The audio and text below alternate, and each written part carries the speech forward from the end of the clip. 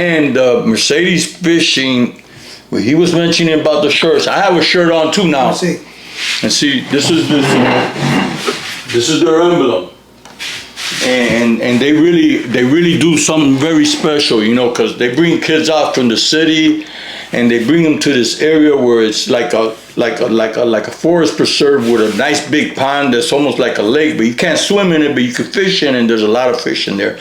They have different activities for most fish caught, biggest fish caught. But the thing is that the kids, you know, my son caught his first fish last month over there. First fish in his life. My son's 14 years old. My grandson, he said, I didn't catch any, but this time he's gonna catch one.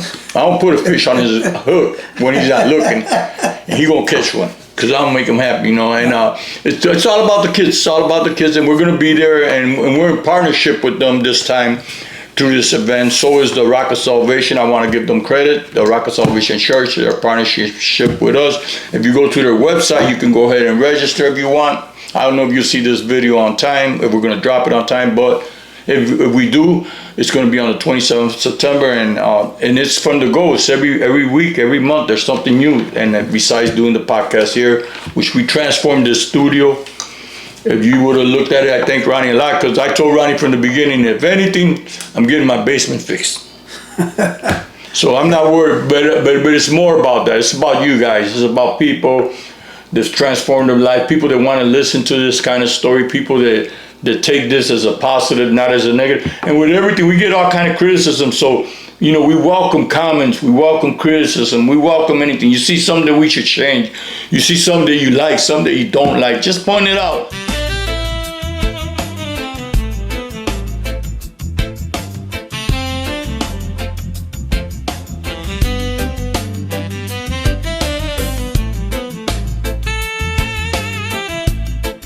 So welcome to another episode of Unshackled Building Bridges. Today we're going to analyze, see where we're at, where we started, where we're going, and I'm going to let Ronnie go ahead and start it off for us. Well, it's good to see you this morning, Gilbert. What we're doing today is basically I called Gilbert and asked him, hey, let's take an assessment what we've been doing or what we've accomplished so far of networking with people and living up to what we wrote down as a mission statement. I'd like to first thank our first speaker was Allie Pruitt, and her story was basically about building credibility. So that was a success to us. We loved having her here, probably have her again. The second time we brought my niece in here, Brianna Orozco, and she spoke about her childhood and being mentored and her relationship or what it was like to go into the prison system, young age and things like that. And then we had my sister, Dana Mercado, who became co-founder of the Unshackled Building Bridges to the point where she hosted Stanley Howard. So that was a big thing to happen for us, getting more people engaged and getting involved and telling people stories from a different variance. Next I want to give thanks to Data. I want to give thanks to Ronaldo Hudson, who we brought in here. This man was on death row for many years, like 14 years. From death row, he went to natural life without parole, and from natural life without parole to be a natural life with parole, and they was granted the relief and came into society. So his story is a one-of-a-kind story, unique story, and we definitely, you're going to see he's came on a secondary podcast, and as he goes around and keeps opening more doors, we will announce them and bring them to the podcast. So we thank him for coming on and being part of the network. I want to thank coming on, and we captured their testimony was the husband and wife team of Mr. Harry Pena and Miss Yolanda Pena, who their program is the Life Impactors Foundation. And basically it's a help foundation where they help battered women find housing or keep them in their facility and start them back into society. And it rotates around the incarcerated impacted people. They give food to people, and they distribute the food. I help them with the food, distribute it to many people who are in need of that. So we were out there working too on the maintenance and stuff on their building. Just last week, people were coming to look at the property and make sure it's up to par. So we have maintenance skills, so we'll go in there and help them, whether it's painting, whether it's lifting things and loading things, or whatever it is to keep that program going, because it stretches out to the many people and it's a need be. So I volunteer in that place myself. And then we put out, we call it a bonus drop, which was about a peace circle that we attended on the west side of Chicago, and it was hosted by the Illinois Latino Reintegration Community Collaborative, Mersades, and it was a beautiful program to give certificates and awards of the people that went through 6 months, 9 months, and a year of their programming. So they were awarded. It was a ceremonial type scenario, and also a peace circle that it started out. And that was Talking about that, I'm going tomorrow to do a recording on one of their peace circles. and actually tomorrow I won't be there, but Gilbert will be present to go to the Illinois Latin Reintegration Community Collaborative office, where they're hosting a peace circle, and he'll film, because peace circles are confidential. You're not supposed to put that out in the public of when people speak in that regard of their personal things. But there are times where people come in and are asked, do you mind if we share these things? And many times they don't mind. So we'll see what he can capture, but this is what we do. So then we had my friend that I grew up with since we were a child, who became a pastor, who was incarcerated impacted also, Mr. Nelson Vargas. So I thank him for coming on to the podcast.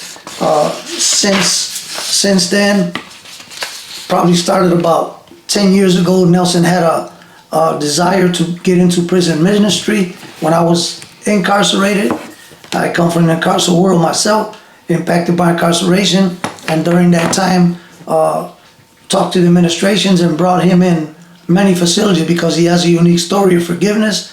So his ministry has grown and widened in prison ministry aspects. So he goes to multiple facilities, different states, and he's always engaging in speaking, because he was impacted himself. So he has his own story. Then we want to thank Nelson for that. We want to thank David Ayala, Mr. David Ayala. So, David?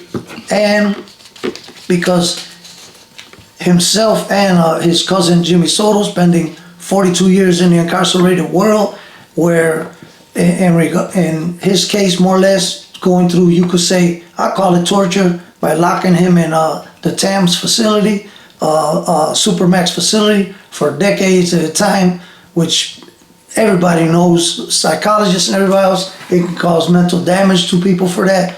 And this guy's a 100%, him and Jimmy, pure survivors to come out on the other end of that, living in society, building their family now, sharing their stories. And you got to applaud these kind of characters that, instead of being bitter through the scene, that all through the time I was with these brothers in the prison system, and they became teachers, and they became mentors to a lot of men, and changed a lot of people's lives. So I applaud them, and I thank him for coming on the program, and we'll be seeing him prayerfully on different topics as we go along. And I want to thank Mr. Bill Ryan, who is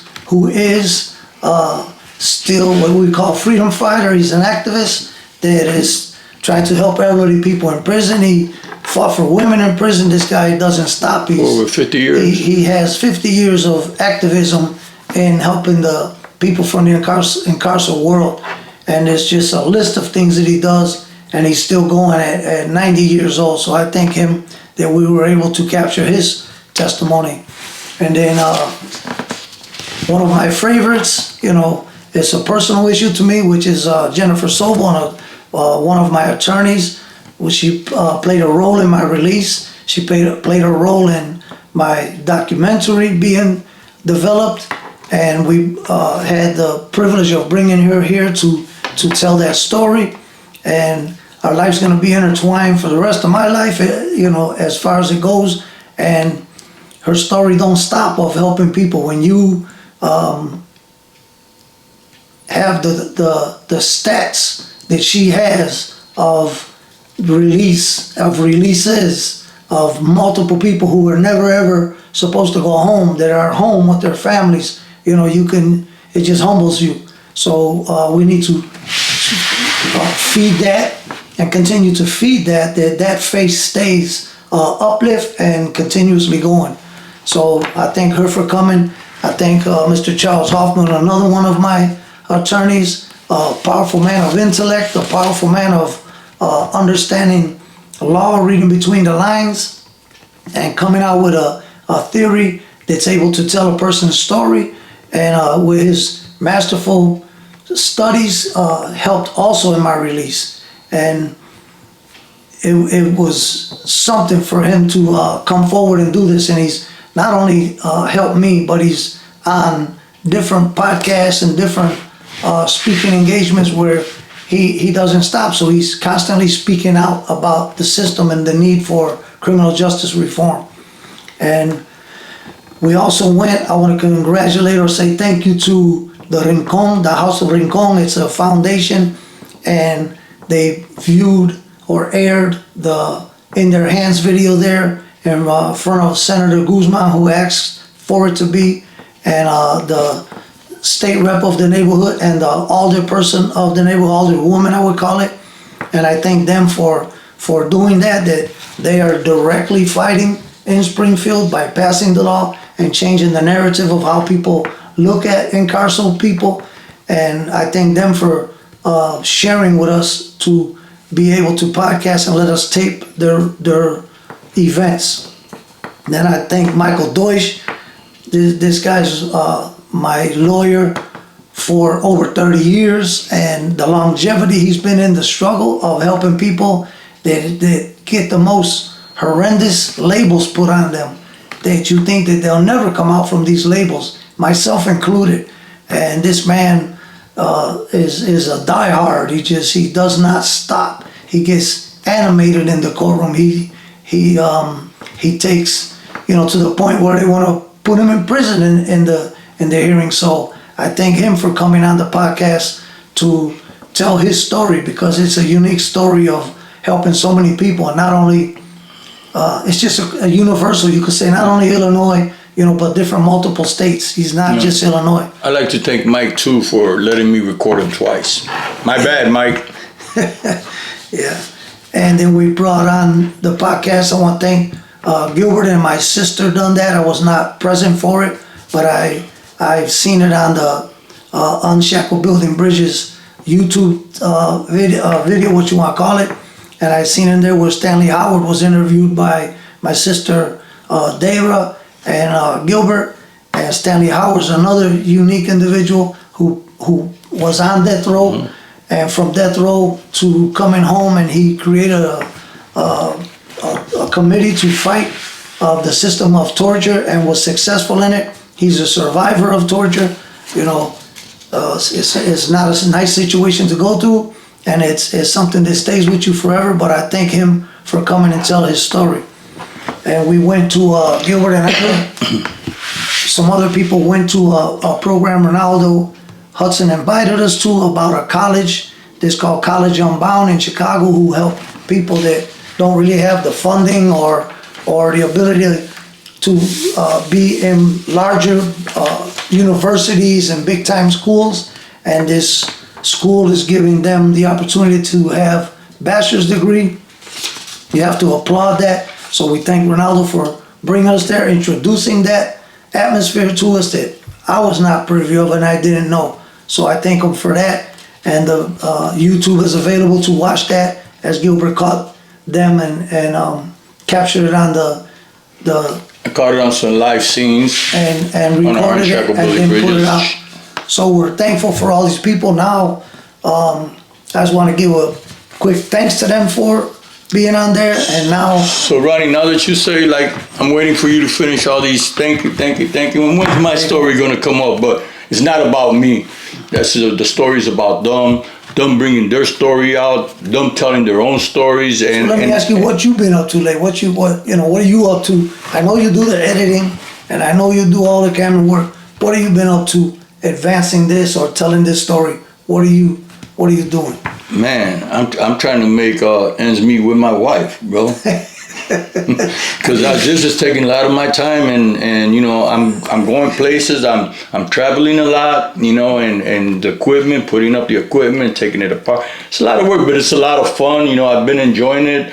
I see it, you know, I'm looking at it with the brightness of it is that we can help people bring their stories out, you know, through this platform. And there's a lot of stories that need to be told that are untold stories and people haven't heard it. And I know you have a lot of stories, and I tip my hat off to you because you give the platform up so other people can tell their stories. And with that being said, I'd like you to tell our audience about our mission statement, or what our plan is, where we're going, what we're doing.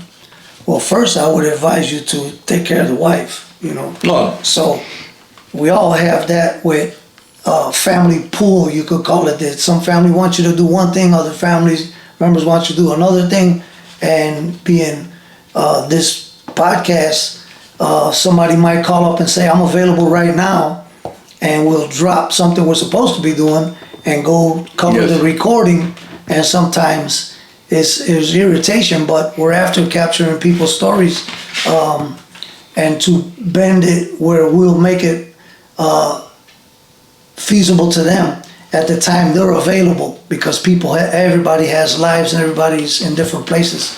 So I started asking Gilbert, you know, if we were to assess this, what have you been doing? Like he said, he does all the editing and all that stuff, and that's tedious. He does, you could say, the banking. He does all the registration, calling up and following the laws to protect people's interests, and that's him. He has the technical skills to do that. He shares them with me. It's harder for me to receive it, but I learn as I go along from him that part. You know, I just know a lot of people. I know a lot of people have been traumatized. A lot of people were incarcerated, impacted, and I've been wanting for decades to bring their stories forward. And we haven't even touched some of the things we want to do. I want to bring, and we've been in communication with some senators. I want to bring them in to speak about what they're doing on certain House bills that will change the criminal justice system, and have them in favor of us as we lobby them to do these things, and to be on the podcast. And that's one thing, we're back and forth to get them to do that. That's a harder thing to do. I want to bring a series of brothers and sisters, which we're working on now, to the podcast. Like, my sister was, you could say, my hero. I had my younger brother and my sister and my older brother constantly pitching in ways to push me along. It's not easy for them to call attorneys all the time, follow up, throw luncheons to bring the people in and keep people going, and doing them 47 years, and doing them group textings that are sometimes irritable, of the phone texting back to back to back. But it was a necessary method, and it got people to network, and I learned a lot from it. So I want to bring in, the brothers and the sisters that I know, that they had them aces outside that were linked to them, and they kept knocking on them doors, making them phone calls, going to them ministries, going to the state reps, going to the lawyers, and speaking our cause. So I want to have a series of those brothers and sisters to let them come in and tell their stories of what they went through. So I want to bring in some of the mothers, because I know so many mothers after 47 years of incarceration that they went through so many different things of coming to the institution, being searched or being touched, and just different things of being separate from their child, that I want to let them tell their stories. I know in my own family, I have my aunt is a minister, and 30-something years ago came to visit, and they improperly touched her, and she's a minister. And for 30 years, she would cry to me, I want to come. I just can't go through that again. I can't do it. And traumatized her from these policies and practices they do to people trying to go visit their loved ones. And there's so many different things that happens to our family in that regard. So, I want to bring some of them mothers in to tell their stories of what they went through. As a matter of fact, right now, in the system, they're trying to stop letters and books from coming in. So there's a big push to communicate to senators and communicate to the IDOC. That's just a sense of inhumanity, that you can't have pictures of your grandchildren. You can't get their letters in the mail. That you got men in the system that have boxes and bags full of letters that they kept for 20 years from their first grandkids and their first grade pictures or their first grade stuff, and all that's going to be denied. So that's a whole topic of its own, and I don't want to go into that, but there's a battle about that, and I hope everybody stands firm to fight back against that. These people in the incarceration world, in the prison system, they're from Illinois, they're going back to be in society in Illinois. So why would you cause mental illnesses and hazards and basically, in some senses, brain damage from eating them alive that I can't communicate to my family, isolating them indirectly? And it's a battle.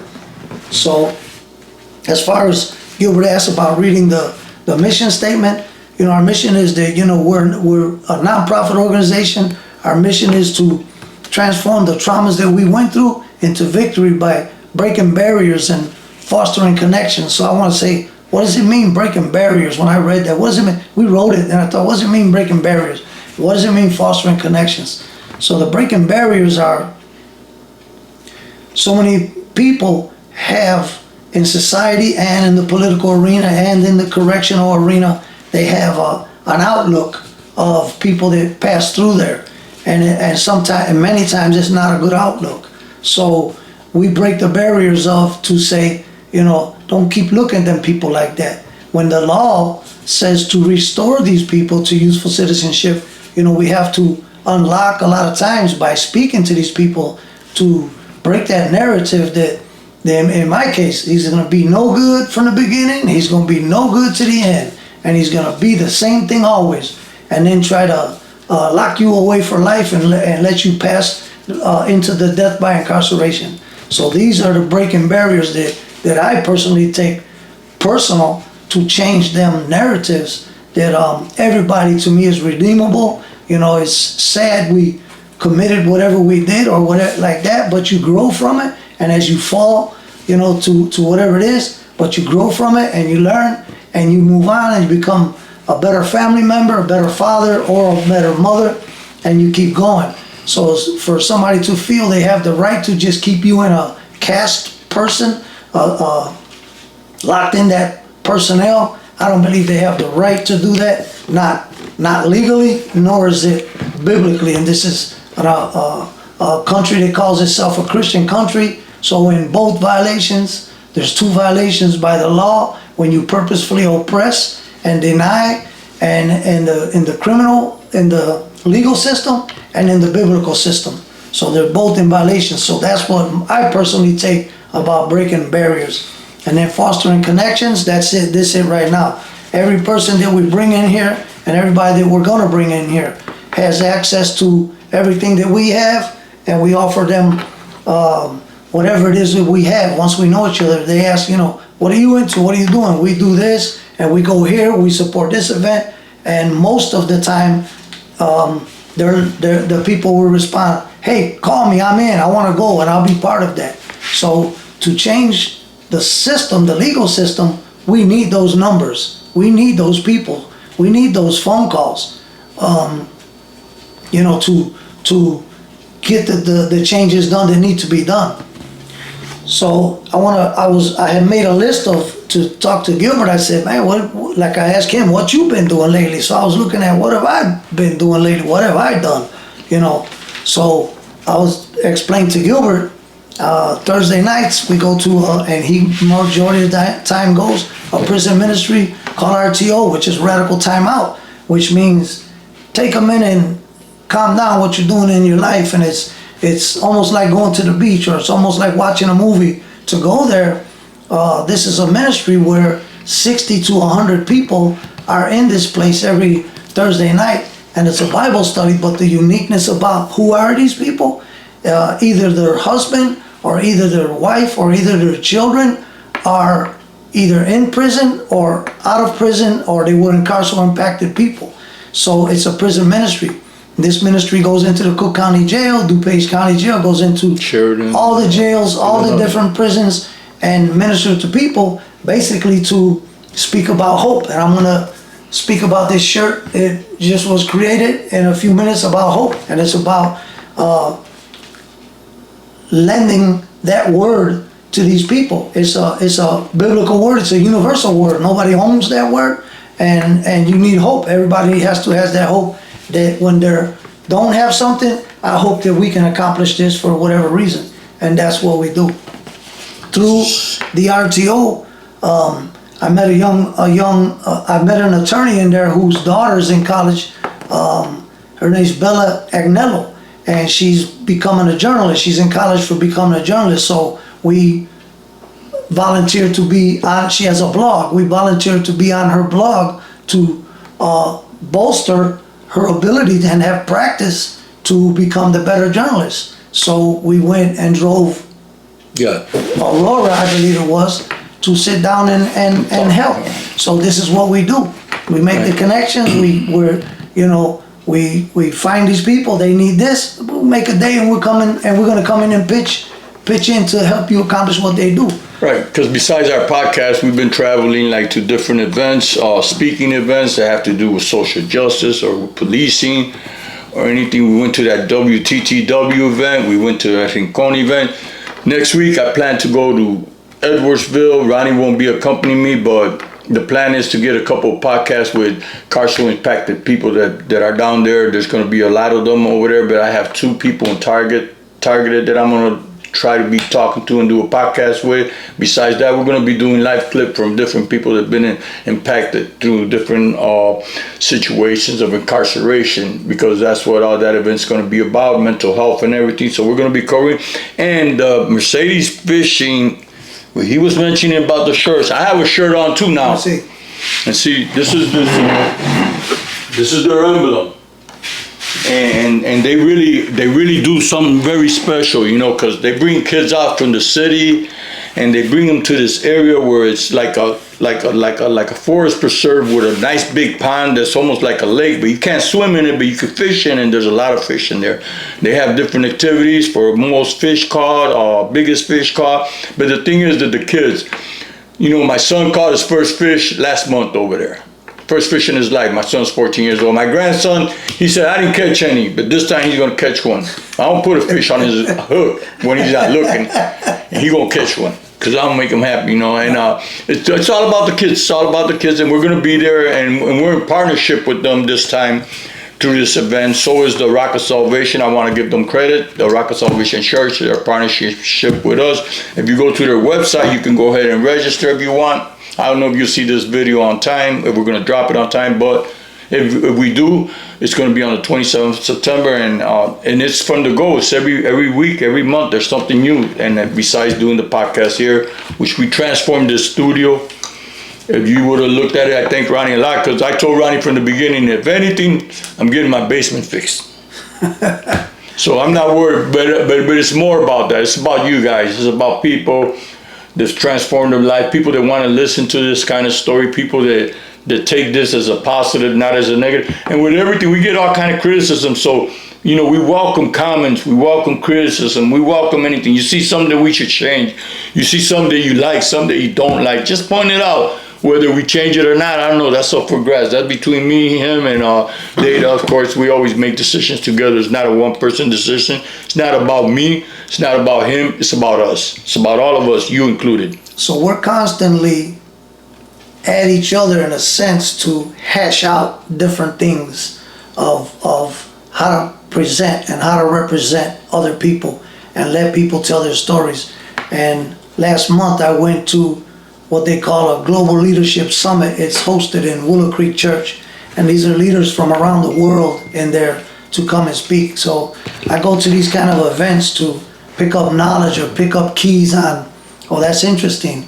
I think we'll incorporate that in, or I'll incorporate it into my personal mindset. So when I run across it in another way, or I'll share it with other leaders that have programs so that they could have that knowledge, or at least think about it, how to lead other people and help. The bottom line to leading other people is helping them advocate for themselves, whether it's to uplift their family, whether it's in getting a job, just to help them better speak for themselves. So I participated in that. I want to speak about the t-shirt that Ronaldo Hudson and he spoke about it. We were in Springfield and I had a shirt on that said hope, and a senator was asked me what's the hope about. Before I can answer, Ronaldo Hudson said, we're the hope train and we're not going to let the train derail. And it was a metaphor to say about people in prison. We want to speak about them having hope, and we're not going to let that go away. So when we were leaving, one of the senators had asked, can I get one of them hope shirts? So it was a different shirt, but I had told Ronaldo, we're going to make a shirt with a train on it, and we're going to have the hope on there, and we're going to put that together.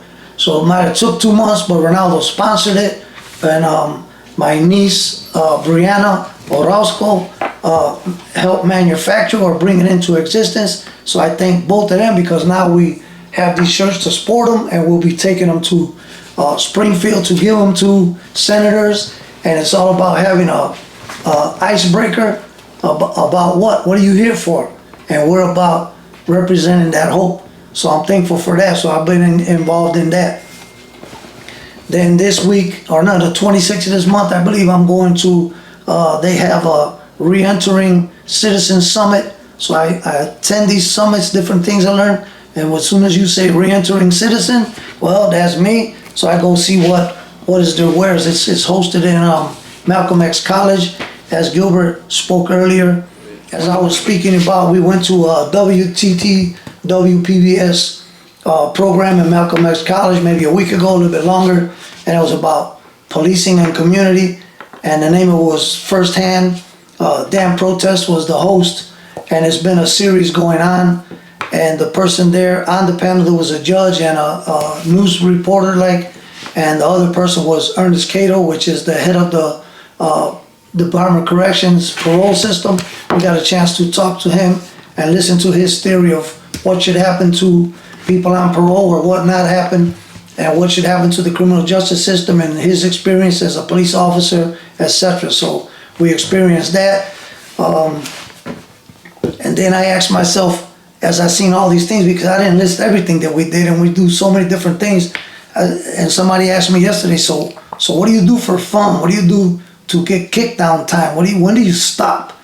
And I'll explain to them that, well, we went to the beach maybe a week and a half ago, took a long drive, took maybe 20, 25 of us to the beach, family, friends, ate out and just had fun. Next generation of kids, the grandkids and the kids, we go to parks to play volleyball, kickball. We got movie nights in the house where more people come. We're actually gonna go tomorrow night to a house, watch the fights with a bunch of family. What do you call it in the backyard with the fire? Bonfires, whatever they call that, stuff like that. So, I go on long walks, just to do that. And for fun, the good thing and the bad thing that I do, my long walk, I stop in the ice cream store and get ice cream. And that's what I do for my fun. So have your fun, I have my fun. And that's the end for me of what I want to talk about. Let Gilbert close us. And I hope you enjoy some of this information. And be on the lookout. These things are going to be coming because we're persistent and we're not going to let it go. So yeah, before we close, I like to just, say that our plan is to bring some more podcasts down the future as things go along. We're gonna reevaluate. We're gonna try to keep the same format. We don't want to change the format, but I have some people on the radar that I'm looking at, and we've been through some meetings and meeting some people that we really can't bring out because it's just things that are not done yet. They're not complete, just like in legal things that can't be said until the judge says, the final verdict. So when these things are complete, you're going to know about them here first before WGN, before WLS, before NBC, before anybody. You're going to know it here, what's going on. And there's a lot of things that are happening behind the scenes that we can't really talk about, or we don't really talk about, that we're doing. But with that being said, one of the future, I'm not gonna promise you that I'm gonna bring him, but I'm gonna try to bring Anton Walker over here on the podcast. You know, he used to play for the Miami Heat. He has Chicago connections, and we just want to talk to him and be down to earth with him and kick it with him, see what he's about, right? So until next time, you know, I want to give honor where all honors due. This platform is not a religious platform. It's open to everyone, but we have our faith, and I give honor where honors due, and all honor goes to God. Thank you for being with us. Have a blessed day. Ronnie's seen it all from the inside walls. Gill got a vision that still stands tall. We don't beg for seats, we build our own. Bridge by bridge, we're bringing them home.